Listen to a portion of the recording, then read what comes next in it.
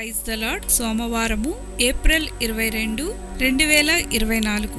ఈ రోజు దేవుని వాక్యము. మరియు దేవుడైన యెహోవా నరుని తీసుకొని ఏదైనా తోటను సేద్యపరచుటకు దాని కాచుటకును దానిలో ఉంచెను. ఆదికాండము 2వ అధ్యాయము 15వ వచనము. ప్రతి సంవత్సరం ఏప్రిల్ 22వ తారీఖున ఎర్త్ డే నిర్వహిస్తారు.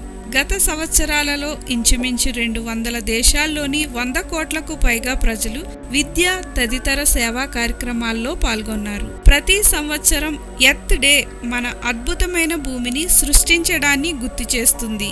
కానీ మన పర్యావరణాన్ని సంరక్షించే బాధ్యత కేవలం ఆ రోజుకు మాత్రమే పరిమితం కాక సృష్టి ఆరంభం నుండి ఉన్న విధి.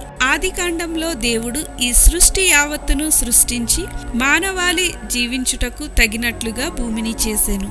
ఆయన పర్వత శ్రేణులను, పచ్చని మైదానాలను మాత్రమే కాక అందు నివసించు వారికి ఆహారము, ఆశ్రయము ఇవ్వగల ఏదేను వనమును, చక్కటి స్థలమును దేవుడు సృష్టించెను. ఆయన సృష్టించిన వాటంతటిలో ముఖ్యమైన సృష్టి మానవునిలో తన జీవాన్ని ఊది దేవుడైన యెహోవా నరుని తీసుకుని ఏదైనా తోటను సేద్యపరచుటకు దాని కాచుటకును దానిలో ఉంచెను.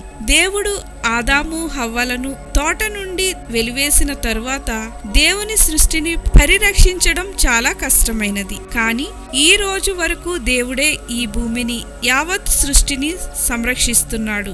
అటువలే మనలను సంరక్షించుటకు పిలుపునిస్తున్నారు. మనం రద్దీగానున్న పట్టణాలలో లేక గ్రామీణ ప్రాంతాలలో నివసించినప్పటికీ దేవుడు మనలను ఉంచిన స్థలములను నమ్మకముగా పరిరక్షించగల మార్గాలు ఉన్నాయి. మనం ఈ భూమిని సంరక్షించుట అనేది ఈ సుందరమైన భూమిని మన కొరకు ఇచ్చిన దేవునికి కృతజ్ఞతతో చేసే పని. దేవుడు ఈ భూమిలో మీకు ఇచ్చిన పరిధిలో ఎలా సంరక్షించగలరు? ప్రార్థన.